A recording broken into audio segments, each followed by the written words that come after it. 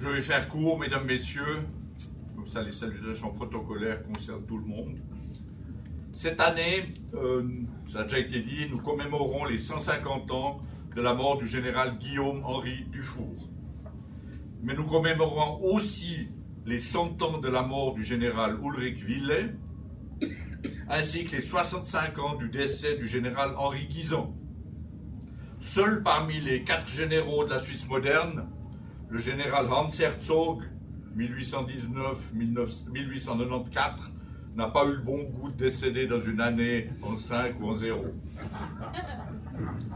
Pour beaucoup de Suisses et de Suissesses, le nom de Dufour ne dit plus grand-chose, spécialement parmi les jeunes générations qui de toute façon ne savent plus grand-chose de l'histoire de notre pays. Ce fut pourtant un personnage marquant de l'histoire suisse du XIXe siècle. Il a fait énormément de choses, dans énormément de domaines, et l'on peine à croire que cela fut le fait d'un seul homme. Mais si j'entre dans les détails, vous me direz « Ah, c'était celui-ci !» Oui, c'était celui-ci. Alors, je vais quand même vous le présenter de manière assez générale, et je prie les férus de Dufour d'excuser les quelques raccourcis que j'emprunterai. Mais j'ai choisi de le faire selon un fil conducteur assez méconnu, celui de ses activités dans le domaine de la fortification. Parce que nous sommes aujourd'hui dans un fort à Chillon, parce que c'est un sujet qui m'intéresse, parce que c'est un volet que l'on retrouve durant toute la vie de Dufour et toute sa carrière, et parce que j'en profiterai pour faire un très rapide survol du travail de ses successeurs dans ce domaine, d'où une partie du titre que j'ai pris. Mais commençons par le début. Guillaume-Henri Dufour est né le 15 septembre 1787 à Constance, alors en Autriche. Mais il n'était pas autrichien pour autant, mais bien genevois. Ses parents y étaient cependant en exil politique. La famille revient à Genève en 1789, donc avant que le jeune Guillaume-Henri n'ait appris l'allemand. Mais la ville est occupée par la France en 1798 et est annexée à la République française. Elle devient préfecture du département du Léman et Dufour, automatiquement, devient citoyen français. C'est à ce titre qu'il peut accéder en 1807 à la prestigieuse École polytechnique de Paris, anciennement École centrale des travaux publics, remaniée en 1804 par Napoléon Bonaparte pour servir à la formation générale des futurs cadres des grands corps de l'État et de l'armée. Il faut dire que Dufour y va pour l'aspect plus polytechnique que dans l'idée de faire une carrière militaire. Il y fait 2 intenses années de scolarité et il acquiert une solide base scientifique. En 1809, à sa sortie de cette école de base, il choisit délibérément de rejoindre le corps du génie militaire. D'une part pour la diversité technique que cela offre, pour les carrières potentielles que cela ouvre, et pour la possibilité de servir activement l'Empire en plein développement et en pleine expansion. Il est donc envoyé à l'école d'application du génie et de l'artillerie à Metz pour une formation spécifique s'étalant sur 3 ans. Donc, la formation, c'était 2 ans de polytechnique et 3 ans d'application dans le génie. Mais les choses se compliquent pour l'Empire et s'accélèrent pour Dufour. Plusieurs élèves de Metz sont envoyés au front de manière anticipée avant l'achèvement de leur formation. Dufour est envoyé à Corfou. Pourquoi Corfou? Pas pour y passer des vacances. C'était pour contribuer aux travaux de défense de l'île. Cette île était alliée de l'Empire par le biais de la République des 7 îles, autrement dit des îles ioniennes. Dufour reçoit la mission de faire un levé détaillé des fortifications existantes. Ça lui permet de comprendre in situ et de visu ce qu'on lui avait enseigné théoriquement à Metz dans les cours d'art fortificatoire, comme ça s'appelait. Mais cette fortification de Corfou n'est pas en terrain plat. Dufour apprend à y utiliser la méthode des courbes de niveau. Il fait donc un premier levé topographique de l'île à la satisfaction de ses chefs. Et cette méthode lui servira également plus tard. Et finalement, il apprend sur le tas à conduire la troupe, puisqu'on lui confie d'abord une section de mineurs, puis une compagnie de sapeurs. Ceci jusqu'en juin 1814, où Corfou est remis aux Anglais à la première abdication de Bonaparte, ou de Napoléon Ier. Dufour revient sur le continent, il est placé en disponibilité de l'armée royale, en demi-solde. Par la suite, il rejoint sa famille à Genève, devient citoyen suisse, la République s'étant dans l'intervalle séparée de la France et étant devenue canton suisse. Mais il ne peut pas exercer à Genève à plein temps de carrière militaire, puisque ni le canton ni la Confédération n'ont d'armée permanente. Malgré tout, avec sa carte de visite de polytechnicien et son expérience pratique, il est rapidement engagé pour des tâches relevant de ses compétences. La maintenance et l'adaptation des fortifications de la ville, l'établissement du cadastre du canton dans ses nouvelles frontières et la levée ou le lever de la première carte cantonale. C'est dans ce contexte qu'il s'oppose aux velléités de démantèlement des fortifications, mais en parallèle qu'il cherche à faciliter le trafic entre la partie intramuros de la ville et la partie extramuros en croissance permanente. Il réalise alors des ouvrages qui lui donneront une notoriété certaine. En l'occurrence, des passerelles sur les fossés des fortifications suspendues à des fils de fer. On pouvait ainsi circuler facilement tout en étant en mesure de rétablir rapidement la valeur d'obstacle du fossé. Il en construit une, vous avez en haut à droite la première qui a été construite sur les fossés de Saint-Antoine, puis deux, puis trois. En 1828, il est nommé ingénieur cantonal et le restera jusqu'à la fin des années 1840, en parallèle avec beaucoup d'activités. Mais dès 1815, Dufour est également intégré dans la milice genevoise et en devient rapidement le commandant des formations du génie.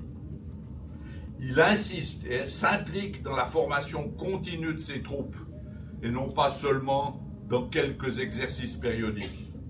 Il crée aussi différentes sociétés militaires, dont certaines subsistent jusqu'à nos jours, puisque le Conseil national doit aller assister à une assemblée générale. En 1817, le canton de Genève décide de le détacher, à titre de milice également, auprès de l'état-major fédéral. Cet état-major fédéral regroupe un peu plus d'une centaine d'officiers en charge de coordonner et de préparer l'éventuelle mise sur pied des contingents cantonaux au sein d'une armée fédérale de circonstance. Et c'est en application de cette tâche d'officier fédéral qu'il participe en 1819 à la création de l'école militaire centrale de Thun. Il s'agit de former de manière aussi cohérente que possible les officiers des armes spéciales que sont l'artillerie et le génie, malgré leurs provenances cantonales diverses. Dufour y enseigne la tactique, les franchissements et la fortification. On notera au passage qu'il ne parlait toujours pas l'allemand et il s'était vu, luxe suprême, adjoindre un lieutenant comme interprète.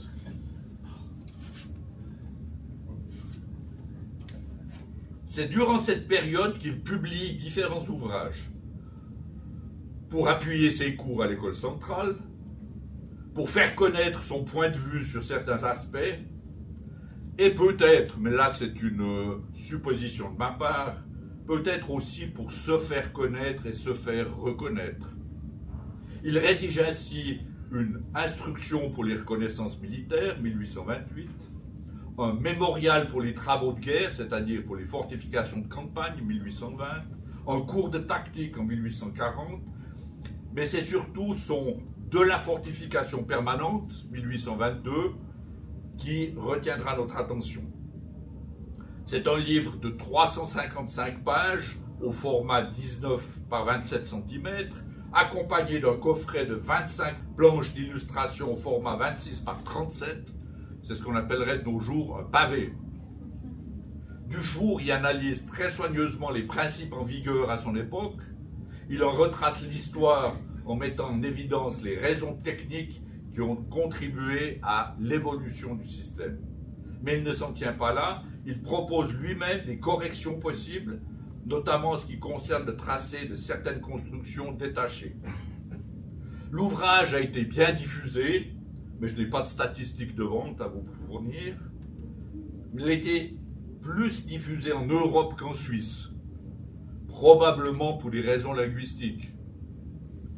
Les qualités techniques et didactiques de ce livre ont été reconnues. Il a été cité par des auteurs contemporains et a été même traduit en italien en 1852.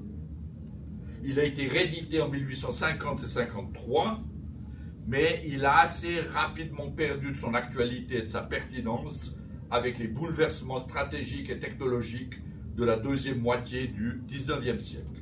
Mais on le retrouve quand même assez aisément dans plusieurs bibliothèques universitaires ou centrales à travers l'Europe. En 1830, de nombreux pays voisins sont sujets à des troubles, tant révolutionnaires que réactionnaires. Le risque que l'un ou l'autre des partis cherche refuge en Suisse est important. Des transits à travers notre pays sont vraisemblables. La Confédération doit donc prendre des mesures pour faire respecter son indépendance et sa neutralité, qui lui avait été reconnue au traité de Vienne, à la condition sine qua non que la Suisse soit en mesure de se faire reconnaître. À la fin de l'année 1830, la Diète fédérale, autrement dit l'Assemblée des cantons, envisage de mettre sur pied des troupes.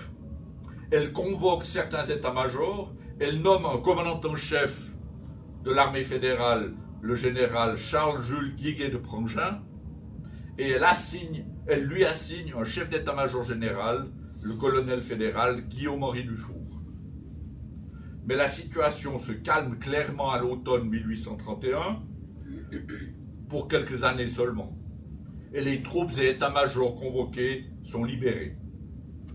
En 1832, la même Diète nomme Dufour à la fonction de quartier-maître général. Je suis sûr qu'il y en a beaucoup parmi vous qui n'avaient jamais entendu parler de ça. Le quartier-maître général, c'est un des 3 officiers supérieurs permanents, ils sont permanents bien qu'à temps partiel, de la Confédération. À l'époque, il n'y avait pas 8000 collaborateurs employés, il n'y en avait que 3. Le quartier-maître général, l'inspecteur de l'artillerie et le commissaire des guerres en chef. C'est celui qui était le plus important, c'est celui qui devait gérer la caisse de guerre. Le quartier-maître général était le superviseur de l'organisation et de l'instruction de l'armée, le responsable des préparatifs de mise sur pied des troupes fédérales, mais aussi le chef d'armes du génie et le directeur des travaux topographiques. Ça fait partie de son cahier des charges. Dufour restera 16 ans, 4 mandats à ce poste, et marquera de son empreinte les préparatifs d'une armée fédérale qui dépendait toutefois presque uniquement en quantité et en qualité des contingents fournis par les cantons. L'organisation et la préparation de l'armée fédérale font partie, comme je l'ai dit, des compétences et responsabilités de Dufour en tant que quartier-maître général. Il s'implique dans une révision 1834 du règlement militaire de 1817. Alors ce règlement militaire général de 1817 C'est ce qu'il faut comprendre comme étant la loi militaire de la Confédération d'alors. Ce règlement doit permettre notamment de fixer la quantité et la qualité des contingents à fournir par les cantons. Il fixe également les critères pour le matériel à acquérir et l'instruction à prodiguer aux troupes. Ce projet de révision 1834 fait consensus, malgré l'échec en 1832 d'une réforme du pacte fédéral. Mais sa mise en œuvre échoue en 1837 pour des raisons de financement par les cantons. C'est donc pas nouveau de nos jours. Dufour remet l'ouvrage sur le métier et propose en 1841 simplement une adaptation de la législation de 1817, entraînant plus de rigueur dans la constitution des contingents cantonaux, mais en laissant à ces cantons plus de liberté de manœuvre dans les préparatifs et l'équipement. Autrement dit, il y en a qui vont profiter de cette liberté de manœuvre pour en faire plus, il y en a d'autres qui en profiteront pour en faire moins. C'est comme ça, de nos jours encore. La chose est acceptée et est mise en œuvre dans le courant des années 1840. Mais c'est aussi dans ce cadre qu'il définit et fait imposer le drapeau fédéral aux contingents cantonaux mis sur pied pour la Confédération. Tant que les troupes étaient en main des cantons, ils défilaient, ils se mobilisaient sous le drapeau cantonal, mais dès qu'ils étaient mis sur pied pour la Confédération, c'était le drapeau fédéral avec le nom du canton et la cravate aux couleurs du canton. Tout ceci, toutes ces activités que Dufour a fait, tout ceci est combiné avec de nombreux voyages d'état-major dans les secteurs opérativement décisifs et pour le contrôle des préparatifs cantonaux. Alors là, je dois dire que j'envie Dufour, parce qu'il partait faire un voyage d'état-major avec quelques officiers, à cheval, et il était loin de Berne pendant des jours, voire des semaines. Et à l'époque, on ne lui demandait même pas à quel restaurant serait-vous atteignable par téléphone à midi, encore moins de justifier de son atteignabilité avec ça. Et à l'époque, c'était certainement la même chose que, comme je l'ai vécu, chaque jour loin de Berne était un jour gagné. Dufour connaît ainsi parfaitement l'entièreté du pays et ses particularismes. Cette période des années 1830 et 1840 fut, à mon sens, la plus prolifique dans son activité militaire, mais elle est aussi la plus méconnue en tant qu'un ensemble cohérent. Comme mentionné, les travaux topographiques faisaient aussi partie de son cahier des charges. Ses prédécesseurs, comme quartier-maître général, s'en étaient déjà occupés, mais les résultats étaient encore très partiels et surtout pas compatibles entre eux, puisqu'il n'y avait par exemple pas la même unité de mesure de distance entre les cantons. Alors c'est difficile de faire quelque chose de cohérent. Et il n'y avait pas encore de carte d'ensemble au niveau suisse. Lorsqu'il était chef d'état-major général de Guiguet de Prangin, Dufour avait dû se rabattre pour concevoir les plans opératifs sur des cartes touristiques éditées par les premiers guides de voyage allemands ou anglais. Dufour met donc tout d'abord de l'ordre. Il impose le mètre et le degré d'angle comme unité de mesure. Il incite les cantons, parce qu'il ne peut pas commander, il incite les cantons à accélérer les travaux de mensuration que lui-même poursuivait à Genève en tant qu'ingénieur cantonal. Donc le tout était passablement imbriqué, mais aussi peu structuré.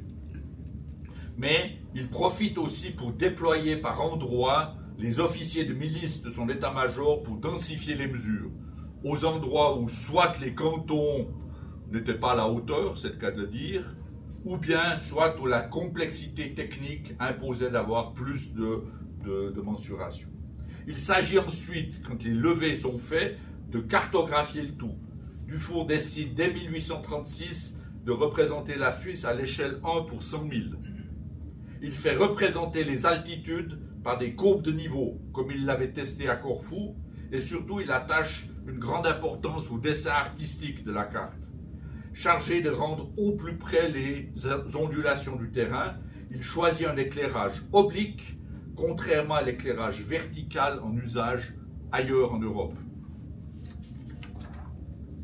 Durant l'année 1831, le général Guiguen-Prangin et son chef d'état-major Dufour avaient été amenés à faire des planifications opératives.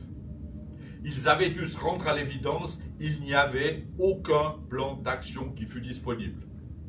Et ceci bien que le quartier-maître général Conrad Finsler se soit bien investi dans de telles réflexions, mais les travaux d'état-major faits dans la décennie précédente étaient restés à l'échelon des secteurs de division et n'avaient pas été consolidés au niveau de potentielle position d'armée.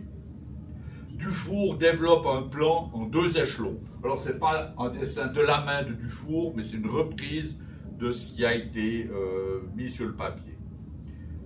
Un plan en 2 échelons, des secteurs de division permettant d'intervenir dès la frontière, c'est ces espèces de patates protéiformes qu'il y a tout autour, et un secteur central, plaque tournante de tout le pays, où il s'agirait de mener le combat décisif. Par ailleurs, il est parfaitement conscient que la maîtrise des transversales alpines est déterminante pour faire respecter notre neutralité. Premièrement, pour ne pas laisser se répéter les multiples opérations étrangères des années 1799 et 1800, ces 2 années où quasiment toutes les armées européennes se sont battues sur le sol suisse, mais aussi pour respecter et faire respecter les conditions fixées lors du Congrès de Vienne, à savoir une indépendance et une neutralité armée. Et là, je ne peux pas vous résister à l'envie d'évoquer le fait qu'il envisage également de constituer, je cite, une place centrale et un dépôt que je suppose dans un des cantons primitifs, sous la protection de nos lacs et de nos Hautes-Alpes, pour conserver jusqu'au dernier moment les approvisionnements de tout genre nécessaires à une bonne et vigoureuse défense, pour soutenir le moral des troupes en leur offrant un refuge, pour ébranler la confiance de l'agresseur en lui prouvant qu'il n'en finirait pas par une simple victoire. C'est très schématisé ce petit bout ici avec un point d'interrogation. Toute analogie avec les réflexions de Guisan n'est peut-être pas fortuite. Mais Dufour termine son argumentation en, je cite, « en ne croyant pas que le moment soit venu de la présenter ». Fin de citation. Donc, il n'y a pas eu de débat politique à ce niveau-là. Il arrive toutefois à la conclusion que, outre la préparation des plans opératifs pour le déploiement de l'armée, il faut entreprendre dès le temps de paix des travaux de fortification sur les passages obligés et pouvant servir d'ancrage aux divisions engagées.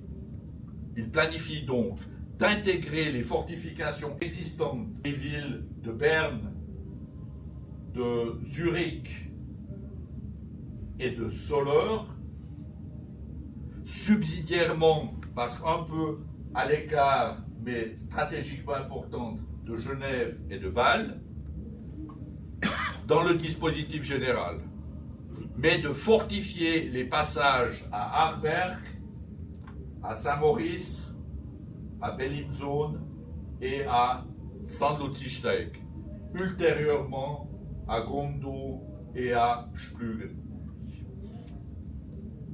Ces ouvrages alpins ne sont pas prévus comme des citadelles occupées en permanence, contrairement à ce qui se fait à l'étranger. Ce sont bien des positions de combat préparées en temps de paix et à occuper le cas échéant.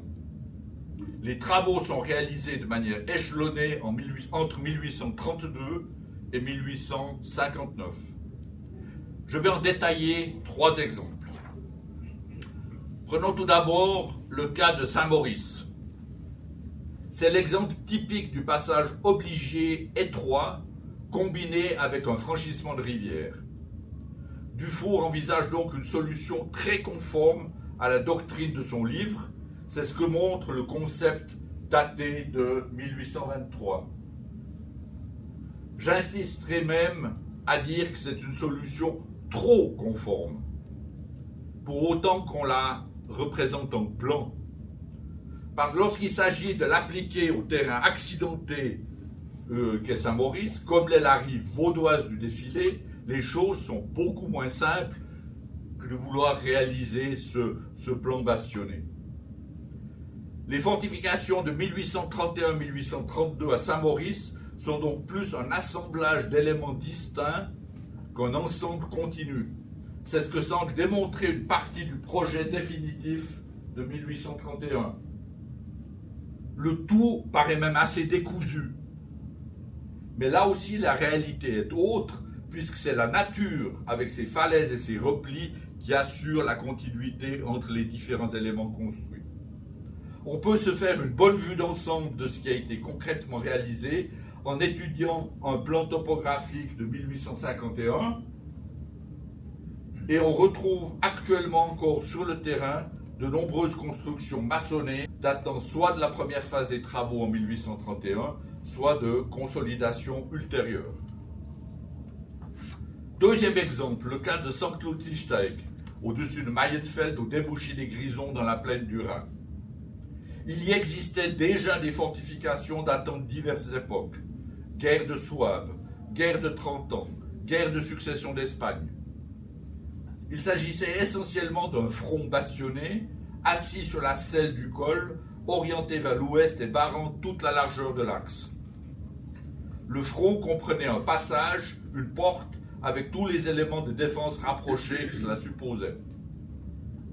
Les travaux débutent en 1831 et s'étalent sur 2 décennies. L'ancien front bastionné est reconstruit, renforcé et constitue le centre du dispositif. On le voit là sur la carte. Des murs de tirailleurs et une tour crénelée sont construits sur les flancs, dans le prolongement du front bastionné, et plusieurs blockhouses sont construits sans en faire des redoutes complètes sur le Flecherberg pour empêcher un enveloppement de la position principale. Là aussi, on retrouve plusieurs éléments concrets issus du livre de Dufour, mais aucune transposition complète des idées théoriques. Mon troisième exemple sera celui de Aarberg-Bargen, sur le cours de l'Aar, à une quinzaine de kilomètres au nord-ouest de Berne.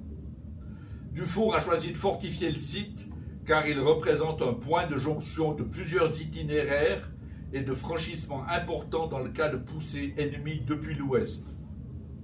Il s'agit concrètement de fortifier une tête de pont sur la rive gauche de l'Aar. Le terrain, pour une fois, se prête bien aux théories de Dufour car il est peu accidenté et facile à profiler. Néanmoins, le plan qu'il met en œuvre est limité, probablement pour des raisons de volume de construction, de financement et peut-être aussi de délai de réalisation. Les constructions réalisées correspondent toutefois assez bien au modèle détaillé dans le livre. Des extraits de la carte nationale de 1876 montrent bien, quoique de manière assez schématique, ce qui a été réalisé, mais il est difficile de savoir ce qui a été simplement terrassé ou également maçonné. La plupart des profils et des tracés ont depuis lors été arasés, mais on trouvera malgré tout quelques traces intéressantes en prenant de l'altitude. Et c'est ce que j'ai fait en me basant sur Google Earth, et on arrive quand même à retrouver des tracés qu'on ne verrait quasiment plus si on reste au niveau du sol. En 1847, âgé de 60 ans, Dufour envisage de se retirer de ses fonctions militaires. Mais c'est alors que s'envenime la crise du Sonderbund et que la Diète fédérale décide de dissoudre par la force cette organisation de 7 cantons contraire au pacte fédéral de 1815. le commandement en chef de l'armée fédérale est confié à Guillaume-Henri Dufour, qui est connu et reconnu tant dans un camp que dans l'autre, qui maîtrise le sujet militaire et qui est capable de montrer l'énergie et la pondération nécessaires à ce conflit intérieur. Il hésite, il se fait préciser sa mission, en même temps il se la fait traduire parce qu'elle était en allemand, il prête serment et il est promu général. Il a un gros avantage, il connaît ses moyens, puisque c'est lui qui les a réformés en 1841. Il dispose d'une grande liberté de manœuvre opérative. Il a 7 plus 2 divisions à disposition et il peut les utiliser où il veut dans les cantons de la Diète. Contrairement aux cantons du Sonderbund, qui eux ont 4 divisions, mais qui sont liés aux aspects géographiques et aux organisations conservatrices des cantons. Il décide de concentrer ses forces et d'attaquer successivement les cantons réfractaires pour remporter des décisions rapides et peu meurtrières. Les cantons concernés capitulent les uns après les autres en l'espace de 25 jours. Concrètement, Dufour avait à peu près, dans ses différentes phases d'attaque, à peu près chaque fois 4 divisions fédérales contre une division du Sonderbund. Il n'avait quasiment aucune chance, ceux du Sonderbund. Sans compter, je ne vais pas entrer parce que ce n'est pas le thème du sujet, sans entrer dans le fait que les cantons du Sonderbund étaient ceux qui avaient plutôt négligé leurs préparatifs. Ils n'étaient pas bien équipés, pas bien instruits et tout, et là, ça s'est rapidement réglé. La planification soignée, la donnée d'ordre précise, l'exécution ferme et la conduite très humaine sont certainement les caractéristiques de cette opération menée par Dufour. Cette guerre civile, car c'en était une, fut vraiment très civile.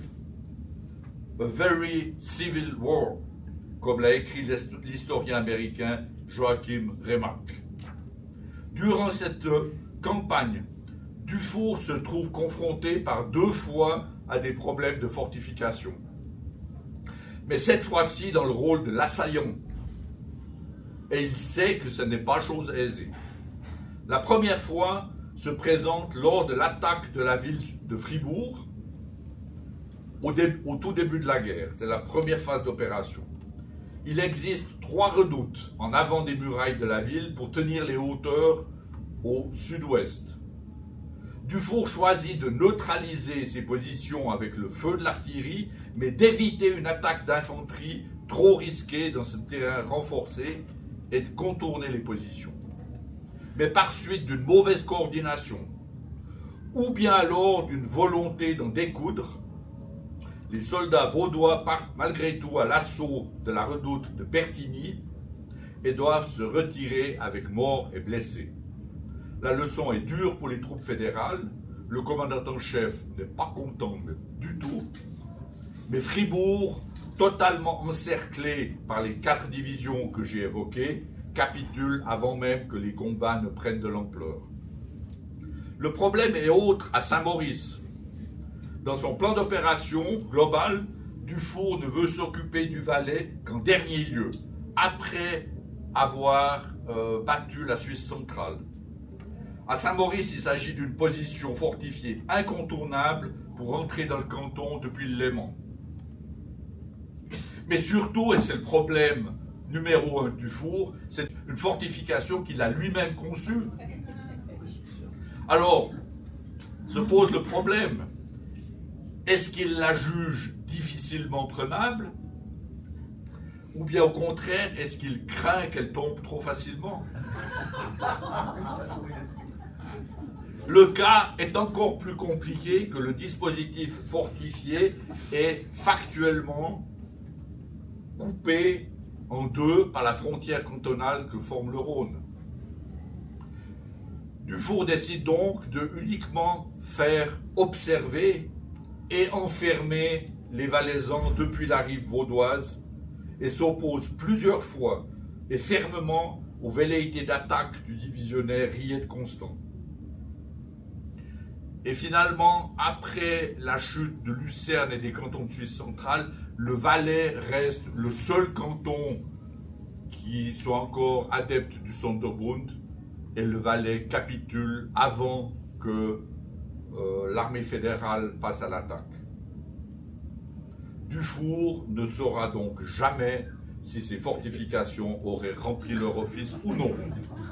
On va lui laisser le bénéfice du doute. Si les blessures politiques et sociétales de la guerre du Sonderbund mirent du temps à cicatriser, et ça je crois qu'il faut le dire, on n'est pas devenu juste après la guerre de nouveau tous frères et tous amis. Il y a eu des perdants, il y a eu des gagnants, et ça a fait, je dirais, une grosse génération avant que ça se calme un petit peu, mais ça n'est pas à Dufour qu'il faut l'imputer. Son action pondérée a permis qu'aucun fossé trop marqué ne se creuse entre vainqueurs et vaincus. Et la rapidité de l'opération a désamorcé une intervention étrangère. La reconnaissance du mandat accompli fut unanime et large dans le pays, même par ceux qui avaient été battus. Il n'eut dès lors aucune hésitation à lui confier le commandement en chef de 3 autres levées de troupes dans les 12 années suivantes. En 1849, la protection de la frontière nord face aux poussées des armées de Bade et de Hesse qui voulaient mettre au pas les réfugiés politiques allemands repliés en Suisse. En 1856-57, la protection de la frontière nord face à l'armée prussienne qui menaçait d'intervenir dans son ancienne principauté de Neuchâtel. Et en 1859, Dufour a alors 72 ans, la protection de la frontière sud dans le contexte de la seconde guerre d'indépendance italienne entre les armées franco-sardes et autrichiennes. En parallèle, Dufour poursuit sa tâche de cartographie même s'il n'est plus quartier-maître général. Les premières cartes nationales de la Suisse sont disponibles dès 1845. L'assemblage complet sera terminé en 1864. Enfin, la Suisse et les Suisses pouvaient voir d'un seul coup d'œil ce qu'était leur pays et quels étaient les éléments géographiques qui les entrecoupaient et ceux qui les reliaient. Et pour beaucoup, il y a eu l'effet « Ah, c'est compliqué comme ça, la Suisse. » Oui, c'est très compliqué. Ce fut le grand œuvre de Dufour. Son travail fut reconnu pour sa précision et la qualité graphique de sa réalisation. Il fut connu loin à la ronde pour cela et il reçut de nombreuses distinctions. Et le Conseil fédéral le remercia pour cette réalisation et donna son nom au plus haut sommet des Alpes suisses. Et dans l'édition originale de la carte, en 1864, ce point s'appelle Die höchste Spitze, mais plus tard, elle s'appelle Dufour-Spitze. En 1863, Dufour est l'un des 5 membres fondateurs du Comité international de secours aux militaires blessés, futur CICR. C'est la concrétisation de la vision de Henri Dunant dans son Souvenir Solferino, mais c'est aussi la prolongation de la volonté humanitaire de Dufour durant la guerre du Sonderbund. Et cela va dans la droite ligne de sa carrière très humaniste. Il met à profit sa réputation de chef de guerre humain et magnanime et ses nombreuses relations internationales, notamment avec l'empereur Napoléon III, pour diffuser l'idée généreuse de protection des blessés et pour mettre sur pied en 1864 une conférence diplomatique à Genève qui débouche sur la Convention pour l'amélioration du sort des blessés dans les armées en campagne, connue sous le nom de Première Convention de Genève. Il n'est pas inutile de préciser ici que c'est lui qui a proposé de prendre comme symbole de cette idée de protection une croix rouge sur fond blanc, en complément parfait de la croix blanche sur fond rouge du pays qu'il a tant servi. Donc ça n'a pas, sauf remonter aux temps immémoriaux, ça n'a pas une connotation religieuse, contrairement à ce que certaines personnes veulent le croire. Et c'est lui, Dufour, qui participe activement à la fondation de la Croix-Rouge genevoise en 1864, puis de la Croix-Rouge suisse en 1866. Guillaume-Henri Dufour meurt à Genève le 14 juillet 1875 à l'âge respectable de 88 ans. Il était entré déjà de son vivant dans une forme de vénération fédérale. Et ses obsèques déclarées nationales eurent lieu le 16 juillet en présence d'une grande foule et de tout ce que le pays pouvait compter de représentants des autorités. Les éloges mortuaires furent à la hauteur des nombreuses fonctions et réalisations effectuées par l'ingénieur et le militaire. Mais que resta-t-il de son œuvre? Beaucoup. Sa conduite efficace et très humaine de la campagne du Sonderbund resta longtemps dans les mémoires, même si la transformation de la Suisse moderne fut un processus politique et non militaire. Son œuvre de cartographie fut poursuivie, complétée et régulièrement modernisée, et elle subsiste totalement dans le fond et partiellement dans la forme. L'organisation militaire de la Confédération lui doit beaucoup, et la structure qu'il a donnée à ses règlements militaires se retrouve jusqu'à nos jours dans les détails de l'organisation des états-majors et des troupes. Quant au CICR, il a connu le développement mondial que l'on sait, englobant petit à petit la protection et l'assistance des blessés, du personnel médical, des prisonniers de guerre et des civils. Et ces fortifications. Les réflexions stratégiques qu'il avait faites ont été largement reprises par ses successeurs jusqu'au début du XXIe siècle. Non pas parce qu'elles étaient à ce point géniales ou prophétiques, mais parce qu'elles relevaient d'une logique implacable quant à la valeur du terrain et de son renforcement. Les constructions réalisées que j'ai évoquées tout à l'heure furent cependant abandonnées du vivant de Dufour déjà. Elles n'étaient plus à la hauteur des évolutions tactiques et techniques du milieu du XIXe siècle. Mais il en subsiste de beaux restes, que beaucoup de gens d'ailleurs confondent souvent avec des réalisations médiévales. Vous prenez la tour Crenley qui est à Saint-Maurice, ou bien le mur de tirailleurs et les tours qui sont à Bellinzone. Les gens croient que ça date du Moyen-Âge. Ça fait rien, laissons-les croire, ça fait partie de la dissuasion. C'est pour cela, et pour vous montrer à quel point l'esprit de Dufour souffle encore d'une certaine manière dans le domaine de la fortification, que j'aimerais faire un très rapide survol de l'évolution du renforcement du terrain, et pouvoir ainsi faire le lien avec la prochaine présentation et votre présence dans ce fort de Chillon. Des changements stratégiques drastiques sont à prendre en compte dans le dernier quart du XIXe siècle. Premièrement, le terrain. De nombreux itinéraires routiers et ferroviaires ont été construits, facilitant le passage à travers les Alpes. Deuxièmement, la géopolitique. Il n'y a plus que 4 voisins autour de la Suisse, mais qui établissent des alliances à géométrie variable. Et troisièmement, la technique, la portée des armes et leur efficacité ont très très fortement augmenté. On décide donc d'apporter aux préparatifs de défense un certain nombre d'améliorations, outre bien entendu l'organisation, l'entraînement et l'équipement de l'armée de campagne. Premièrement, la préparation à la destruction de ponts et de tunnels sous forme de puits ou de chambres de mines, spécialement à la frontière ou dans les Alpes. Deuxièmement, la construction de forts d'artillerie maçonnés et cuirassés, ou semi-enterrés, devrais-je dire, enrochés, sur les passages obligés des axes alpins, comme à Saint-Vatan et Dailly au-dessus de Saint-Maurice. Et troisièmement, la création d'une organisation spécialement dédiée, les formations de mineurs et les troupes de forteresse. Ce sont de bons choix stratégiques, mais de mauvaises priorités opératives, car se déclenche la Première Guerre mondiale. L'armée prend alors un dispositif d'occupation des frontières, pour employer le terme utilisé alors, et se positionne au nord et à l'ouest, ainsi qu'au sud. Elle creuse de nombreuses fortifications de campagne à défaut de ne pas les avoir construites plus tôt. Elle occupe bien évidemment ses forts d'artillerie construits ou modernisés récemment. Pendant 4 années et de nombreuses relèves de troupes, le dispositif est complété, les préparatifs ayant été trop partiels. Mais par chance, cette fois encore, rien ne se passe. Dans les années 1920, on se contente de maintenir un tant soit peu les constructions réalisées, sans plus. Entretien des ouvrages préparés à la destruction, entretien des forts d'artillerie, mais abandon presque total des fortifications de campagne. Mais le réveil sonne au milieu des années 1930. On s'efforce de rattraper l'inertie de presque 2 décennies et les lacunes constatées notamment en matière de construction de défense.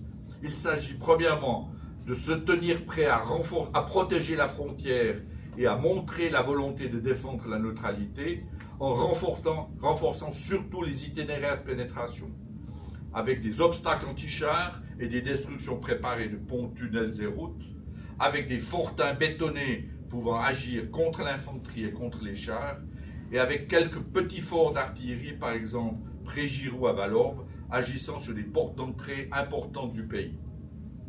Deuxièmement, se tenir prêt à barrer les axes alpins avec des obstacles, barricades et destructions préparées, avec une modernisation des forts existants et surtout avec la création d'une nouvelle zone fortifiée à l'est du pays dans le secteur de Sargans. Et troisièmement, garder le gros de l'armée disponible pour occuper des positions défensives selon l'orientation de la menace. C'est une bonne poursuite de la vision stratégique, la planification opérative est cohérente, mais l'anticipation est trop tardive et trop optimiste, car la Deuxième Guerre mondiale se déclenche en 1939, alors que les travaux ne sont que très partiellement réalisés. L'armée occupe alors une position défensive, orientée vers le nord,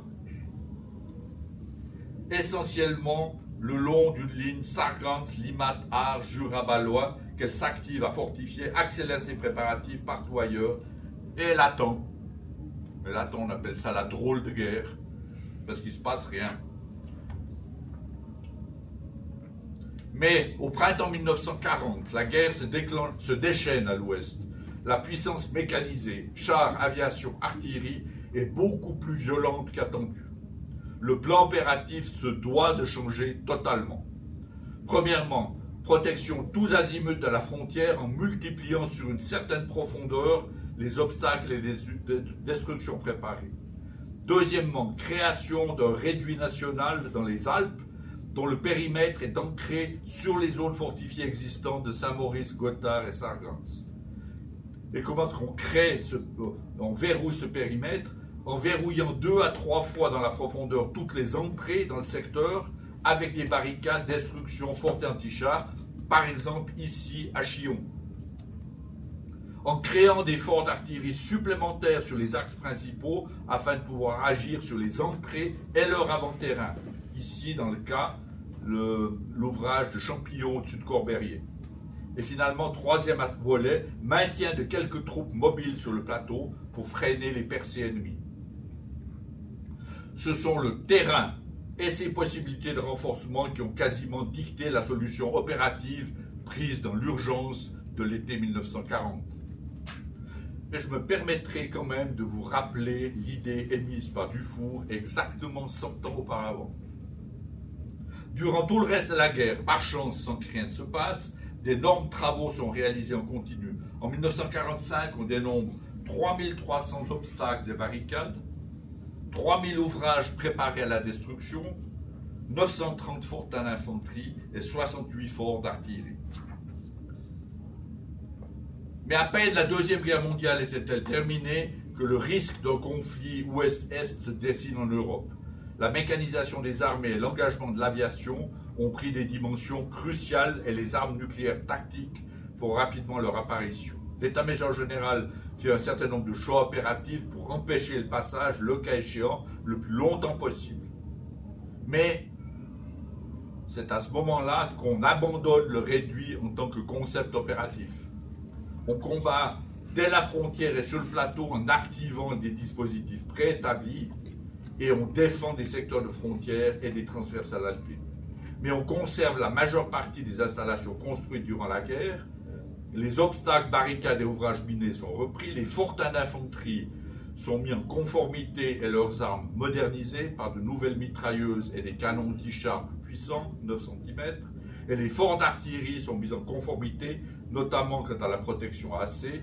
Leurs armes sont uniformisées on prend qu'un nombre limité de calibres, mais peu d'investissements dans la nouveauté ne sont consentis, à quelques très rares et ponctuelles exceptions, comme par exemple ce canon de tourelle que vous avez en bas à gauche, d'un canon de tourelle de 15 cm à Daï. Autrement dit, on garde les acquis, on y met de l'ordre, mais sans plus ni moins. Cette fois, au moins, on ne laisse pas partir le système à brûlot. Mais on se rend compte, dès les années 1970, que l'adversaire potentiel est toujours plus mécanisé et rapide et qu'il peut procéder par surprise au niveau stratégique. Il faut donc avoir un dispositif plus rapidement disponible et plus rapidement efficace. On procède par petites étapes à une modernisation des obstacles existants, notamment les barricades anti-chars, qui sont faits de rails plus puissants fichés dans les routes, ou d'obstacles en béton mieux enterrés dans le terrain, mais surtout la préparation à la destruction beaucoup plus rapide des ouvrages d'art et des routes. On procède également à une augmentation de la puissance de feu. On construit toute une série de fortins pour lance-mines 12 cm bitubes à cadence de tir élevée couvrant plusieurs positions de barrage, particulièrement en zone frontière, tout en abandonnant progressivement tous les fortins traditionnels, les bunkers ou les petits forts, malheureusement comme celui de Chillon, dont l'efficacité, voire la résistance matérielle n'était plus assurée. Et on remplace les gros forts d'artillerie dans les Alpes, ces infrastructures et effectifs étant devenus disproportionnés par rapport à leur efficacité, par quelques fortins d'artillerie de 15,5 cm à cadence de tir élevée. Cette modernisation donna à la fin des années 1990 un niveau de renforcement du terrain encore jamais atteint.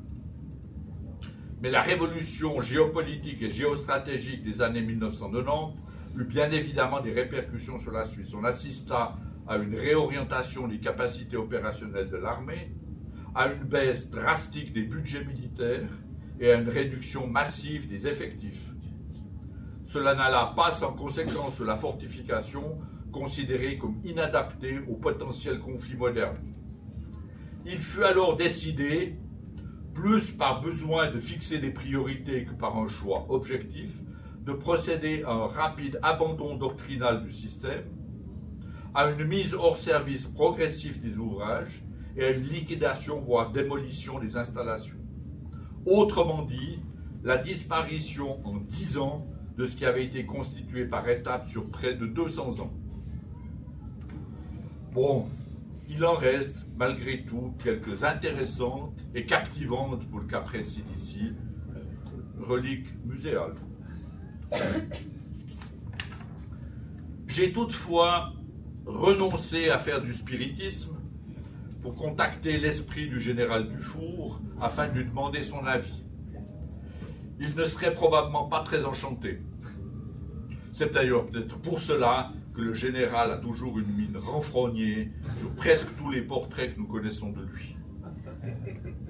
Il n'est d'ailleurs pas dans mon propos de porter une appréciation, même si vous la sentez en dessous des lits, sur ce dernier volet de l'histoire des fortifications, car il est probablement trop récent, et surtout parce qu'il est dans la ligne droite de ceux qui estimaient il y a peu encore qu'un conflit terrestre en Europe n'était plus vraisemblable, et ce sont les mêmes qui maintenant font mine de s'étonner que l'Ukraine n'ait pas mieux fortifié sa frontière orientale et trouvent génial que la Pologne entreprenne des travaux de renforcement du terrain.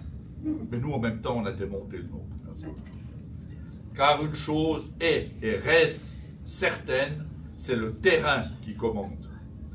Et le terrain est contraignant pour toute armée terrestre en campagne. Il est favorable aux défenseurs et il épuise ceux qui peuvent croire ou ceux qui croient pouvoir s'en défiler. Et le terrain est un aspect marquant de notre pays. Toutes les armées qui s'y sont aventurées au fil des siècles ont rencontré de grosses difficultés. Dufour lui-même a eu de la peine à le cartographier tant il est complexe. Et l'érosion ne va pas aplanir ce terrain, ou du moins pas avant quelques millions d'années. C'est pourquoi la Suisse l'a toujours utilisé pour le renforcer et pour y ancrer sa défense.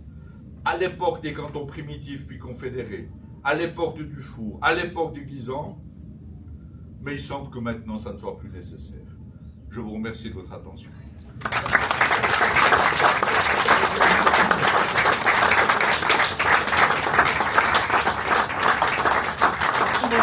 Pour cet exposé remarquable, d'une clarté, on ne va pas dire plus. L'ingénieur, Remarquable, c'est toujours un plaisir.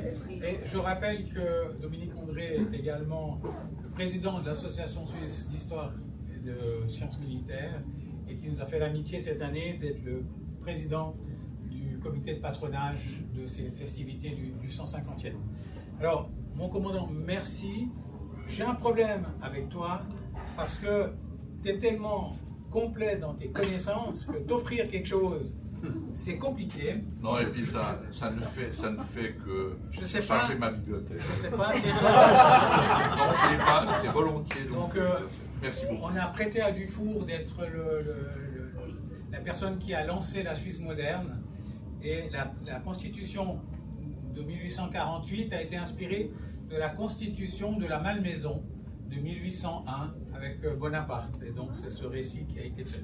Merci beaucoup.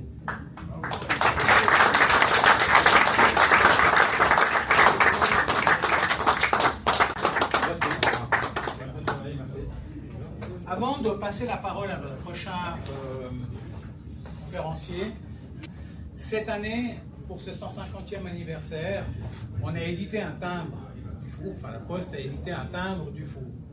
Ce timbre que vous avez à l'écran, il est un peu particulier parce qu'en le scannant avec l'application de la Poste, vous avez un petit clip sur la vie et l'œuvre de Dufour en 7-8 minutes chrono que je vais vous mettre maintenant pour pouvoir le découvrir. Je rappelle juste avant aussi que nos amis de la SABIX à Paris ont profité de ce même jour d'émission du timbre suisse pour demander à la France d'émettre un timbre français lié au 150e de Dufour. Merci Philippe.